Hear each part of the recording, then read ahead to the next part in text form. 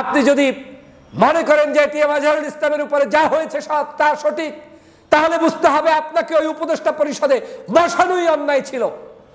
ATM আজহারের উপরে যা হয়েছে তা অন্যায় ছিল।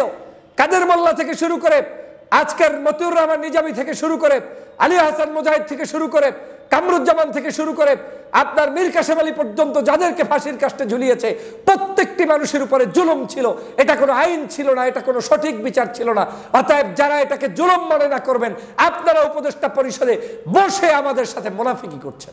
আজ চুপ করে আমরা ব্ল্যাঙ্ক চেক দিয়ে এই সরকারকে সহযোগিতা করছি, এর মানে এই নয় যে আজকের যা ইচ্ছা তাই করবেন, সেটা হতে পারে না। বাংলাদেশে যদি এখনো সেই দাড়িওয়ালা টুপিওয়ালা ইসলামওয়ালার কারণে রাজনীতিতে তারা আজকে দূরে থাকতে হয়, বিচারের ক্ষেত্রে তাদেরকে অমানবিকভাবে নির্যাতন করতে হয়, নিপীড়ন করতে হয়, তাদেরকে ভিন্ন খাতে আপনি প্রভাবিত করতে চান, তাহলে তো সঠিক বিচার করলেন না। শেখ হাসিনা যা যা করেছে তা কি সঠিক? যুদ্ধাপরাধী ট্যাগ লাগিয়েছে কি সঠিক? সাইদি সাহেবকে হত্যা করেছে এটা কি সঠিক? আপনার কি বলে সালাউদ্দিন কাদের চৌধুরীকে হত্যা করেছে এটা কি সঠিক? যাদেরকে গুম করেছে এটা কি সঠিক? যাদেরকে ক্রস ফায়ার দিয়েছে এটা কি সঠিক? আওয়ামী লীগের আমলে সংগঠিত কোনো কার্যক্রমই তো সঠিক নয়। তাহলে এটা তো একটা কাগজে 1 ঘন্টার মধ্যে লিখে দিতে পারেন যে আওয়ামী লীগের আমলে সংগঠিত হওয়া বিচার ব্যবস্থাকে বাতিল ঘোষণা করা হলো এবং যাদেরকে হত্যা করা হয়েছে তাদের জন্য আপনার ক্ষমা চাইতে হবে, এবং যারা জীবিত আছে তাদেরকে 1 ঘন্টার মধ্যে আপনি তাদেরকে নোটিশ দিয়ে বের করে দিতে পারেন। কিন্তু আপনারা সেটা না করে এখনো আজহারুল ইসলামকে নিয়ে তালবাহনা শুরু করেছে। ধিক্কার জানাই, ধিক্কার। আপনাদের কারো শরীরে না লাগলেও আমার লাগছে, এজন্য এটা অন্যায়। অন্যায়কে অন্যায় বলতে হবে, ন্যায়কে ন্যায় বলতে হবে। বরং আপনাদের উচিত ছিল সকল মজলুমদেরকে 5ই আগস্ট 1 ঘন্টার নোটিশে মুক্তি দিয়ে সমগ্র বাংলাদেশের জেলগুলো থেকে মুক্তিকামী মানুষদেরকে বের করে দিয়ে যারা আজকে রাজবন্দী ছিল তাদেরকে মুক্তি করে দাও। কিন্তু সেটা ব্যর্থ হয়েছেন। এখন কারো প্রেসক্রিপশনে কাজ করছেন। ধৈর্যের সীমা ভেঙে যাচ্ছে। ভদ্রতার খাতিলে দেশের স্বার্থে সরকারকে সমর্থন দিয়ে যাচ্ছি এবং এই সরকারের কোনো ব্যক্তির বিরুদ্ধে আমি কথা বলছি না, কিন্তু যেটা দেখছি এটা অন্যায়। অন্যায়ের প্রতিবাদ যখন শুরু হবে তখন কিন্তু এটার ঝাল মিটাতে পারবেন না। জামায়াত নেতা এটিএম আজহারুল ইসলামের মুক্তি নিয়ে সরকার নাটক সিনেমা শুরু করে দিয়েছে।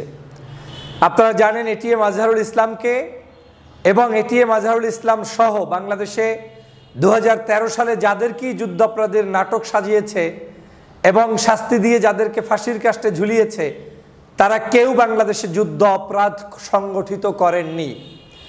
তারা কেউ অপরাধী ছিল না। যেই ভাষায় শেখ হাসিনা মিথ্যাচার করে এই মানুষগুলোকে ফাঁসির কাস্টে দিয়েছে, তার সাথে এই মানুষগুলোর ব্যক্তি জীবন, সামাজিক জীবন, রাজনৈতিক জীবনের কোনো মিল ছিল না।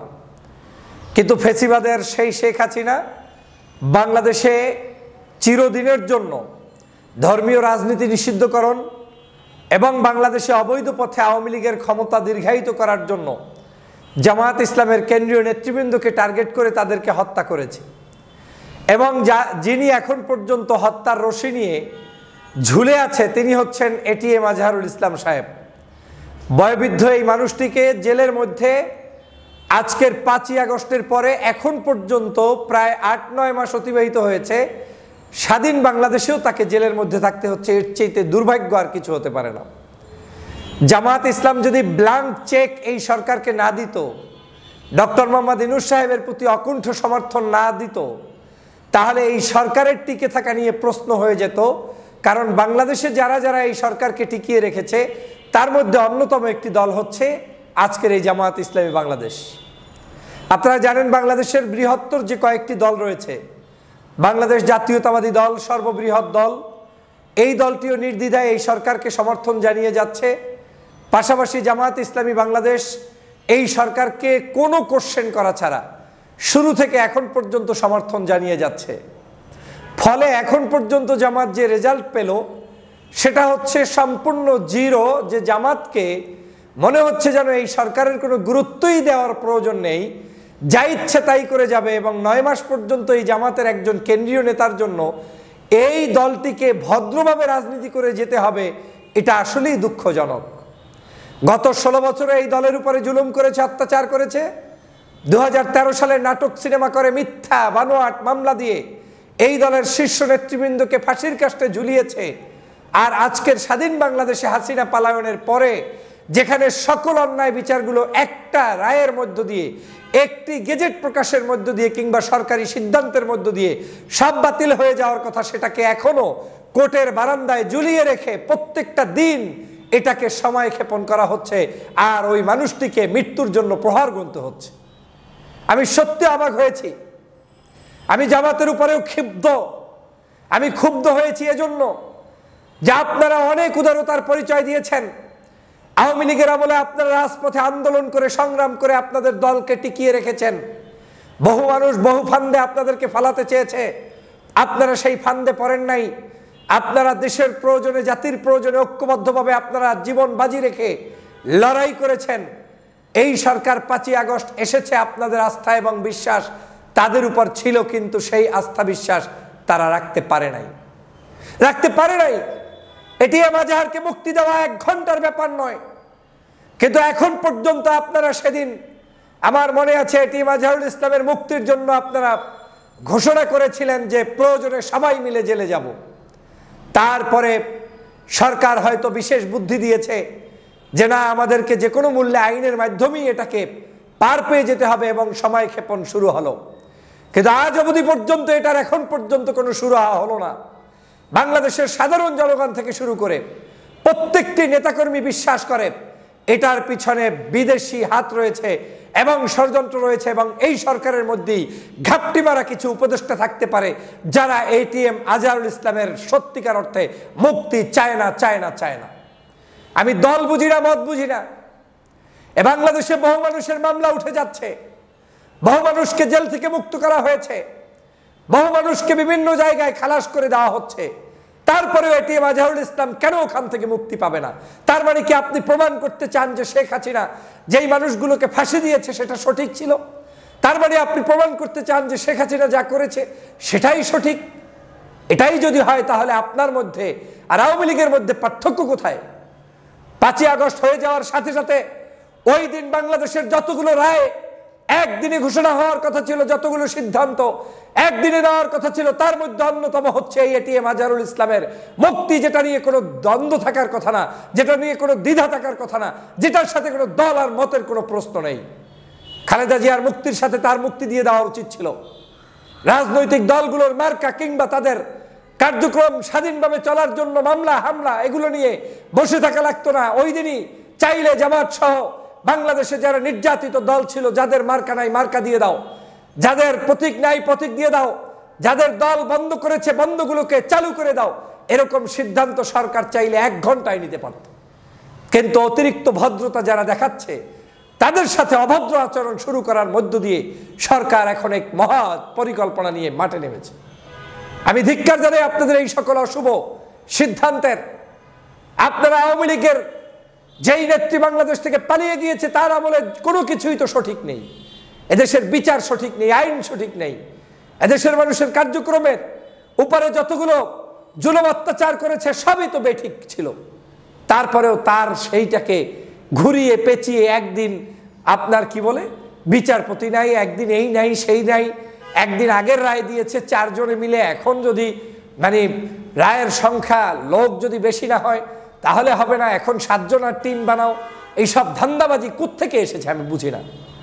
আমি মনে করি এটিএম আজহারুল ইসলামকে যদি মুক্তি এই সরকার 2-1 দিনের মধ্যে দিতে ব্যর্থ হয়, তাহলে যদি এই জামাত ইসলাম বাংলাদেশের এই মুহূর্তে আম জনতার ভালোবাসাকে অনুধাবন করে রাজপথে নামতে ব্যর্থ হয়, তাহলে তাদেরকে কিন্তু জনগণের কাছে প্রশ্নবিদ্ধ হতে হবে।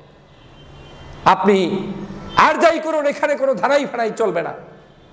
একজন মানুষ মারা যাচ্ছে অন্যায়ভাবে, 1 যুগ পর্যন্ত জেলের মধ্যে থাকছে। যাদেরকে মেরে ফেলেছে তো ফেলেছে, এখন যে ব্যক্তি বেঁচে আছে তাকেও মেরে ফেলবেন। এই এটিএম আজহারের যদি কিচ্ছু হয় তাহলে দায়িত্ব আওয়ামী লীগ যেমন বহন করতে হবে, এই সরকারকেও বহন করতে হবে। আমি অবাক লাগে, আমার ধিক্কার জানাই আপনাদের এই সকল সংস্কারের আমি ধিক্কার জানাই। কিসের সংস্কার? শেখ হাসিনা যা যা করেছে সবকিছু বাতিল করে দিতে হবে, এটাই হচ্ছে সংস্কার। কিন্তু একটা ভালো লাগে সেইটা সংস্কার, আর একটা ভালো লাগে না সেটা সংস্কার হবে না। এসব ধান্দাবাজি কোথায় পেয়েছেন? আপনি যদি মনে করেন যে এটিএম আজহারুল ইসলামের উপরে যা হয়েছে তা সঠিক, তাহলে বুঝতে হবে আপনাকে ওই উপদেষ্টা পরিষদে বসানোই অন্যায় ছিল। এটিএম আজহারের উপরে যা হয়েছে তা অন্যায় ছিল। কাদের মোল্লা থেকে শুরু করে আজকের মতিউর রহমান নিজামী থেকে শুরু করে আলী হাসান মুজাহিদ থেকে শুরু করে কামরুজ্জামান থেকে শুরু করে আপনার মীর কাসেম আলী পর্যন্ত যাদেরকে ফাঁসির কাস্টে ঝুলিয়েছে, প্রত্যেকটি মানুষের উপরে জুলুম ছিল। এটা কোনো আইন ছিল না, এটা কোনো সঠিক বিচার ছিল না। অতএব যারা এটাকে জুলুম মনে না করবেন, আপনারা উপদেষ্টা পরিষদে বসে আমাদের সাথে মুনাফিকি করছেন। জুলুমকে জুলুমই মেনে নিতে হবে, জুলুমকে জুলুম হিসাবেই বলতে হবে। এটিএম আজহারকে এখন মুক্তি দিতে হবে, এই মুহূর্তে মুক্তি দিতে হবে। সরকারের কিছু কিছু জিনিস আমি দেখছি বেশ পেঁচিয়ে গেছিয়ে এদিক সেদিক কথা বলার চেষ্টা করেন। এই সকল কার্যক্রম আপনাদের কিন্তু পতন ত্বরান্বিত করবে। আমি অবাক হয়ে যাই। আমি সব সময় গত 16 বছর জুলুমের বিরুদ্ধে কথা বলেছি, অন্যায়ের বিরুদ্ধে কথা বলেছি। আজ চুপ করে আমরা ব্ল্যাঙ্ক চেক দিয়ে এই সরকারকে সহযোগিতা করছি, এর মানে এই নয় যে আজকের যা ইচ্ছা তাই করবেন, সেটা হতে পারে না। বাংলাদেশে যদি এখনো সেই দাড়িওয়ালা টুপিওয়ালা ইসলামওয়ালার কারণে রাজনীতিতে তারা আজকের দূরে থাকতে হয়, বিচারের ক্ষেত্রে তাদেরকে অমানবিকভাবে নির্যাতন করতে হয়, নিপীড়ন করতে হয়, তাদেরকে ভিন্ন খাতে আপনি প্রভাবিত করতে চান, তাহলে তো সঠিক বিচার করলেন না। শেখ হাসিনা যা যা করেছে তা কি সঠিক? যুদ্ধাপরাধী ট্যাগ লাগিয়েছে কি সঠিক? সাইদি সাহেবকে হত্যা করেছে এটা কি সঠিক? আপনার কি বলে সালাউদ্দিন কাদের চৌধুরীকে হত্যা করেছে এটা কি সঠিক? যাদেরকে গুম করেছে এটা কি সঠিক? যাদেরকে ক্রস ফায়ার দিয়েছে এটা কি সঠিক? আওয়ামী লীগের আমলে সংগঠিত কোনো কার্যক্রমই তো সঠিক নয়। তাহলে এটা তো একটা কাগজে 1 ঘন্টার মধ্যে লিখে দিতে পারেন যে আওয়ামী লীগের আমলে সংগঠিত হওয়া বিচার ব্যবস্থাকে বাতিল ঘোষণা করা হলো এবং যাদেরকে হত্যা করা হয়েছে তাদের জন্য আপনার ক্ষমা চাইতে হবে, এবং যারা জীবিত আছে তাদেরকে 1 ঘন্টার মধ্যে আপনি তাদেরকে নোটিশ দিয়ে বের করে দিতে পারেন। কিন্তু আপনারা সেটা না করে এখনো আজহারুল ইসলামকে নিয়ে তালবাহনা শুরু করেছে। ধিক্কার জানাই, ধিক্কার। আপনাদের কারো শরীরে না লাগলেও আমার লাগছে, এজন্য এটা অন্যায়। অন্যায়কে অন্যায় বলতে হবে, ন্যায়কে ন্যায় বলতে হবে। বরং আপনাদের উচিত ছিল সকল মজলুমদেরকে 5ই আগস্ট 1 ঘন্টার নোটিশে মুক্তি দিয়ে সমগ্র বাংলাদেশের জেলগুলো থেকে মুক্তিকামী মানুষদেরকে বের করে দিয়ে যারা আজকে রাজবন্দী ছিল তাদেরকে মুক্তি করে দেওয়া। কিন্তু সেটা ব্যর্থ হয়েছেন। এখন কারো প্রেসক্রিপশনে কাজ করছেন। ধৈর্যের সীমা ভেঙে যাচ্ছে। ভদ্রতার খাতিলে দেশের স্বার্থে সরকারকে সমর্থন দিয়ে যাচ্ছি এবং এই সরকারের কোনো ব্যক্তির বিরুদ্ধে আমি কথা বলছি না। কিন্তু যেটা দেখছি এটা অন্যায়। অন্যায়ের প্রতিবাদ যখন শুরু হবে তখন কিন্তু এটার ঝাল মিটাতে পারবেন না। অথবা আসুন, যাদের নিবন্ধন দেন নাই দিয়ে দেন, যাদের মার্কা দেন নাই দিয়ে দেন, যাদেরকে অন্যায়ভাবে গ্রেপ্তার করেছেন মুক্তি দিয়ে দেন। বিএনপি জামাত আর হেফাজত চিনি না, যারা এই অন্যায়ের শিকার হয়েছে সবার মুক্তি চাই, সবার মুক্তি চাই। সবাইকে ধন্যবাদ।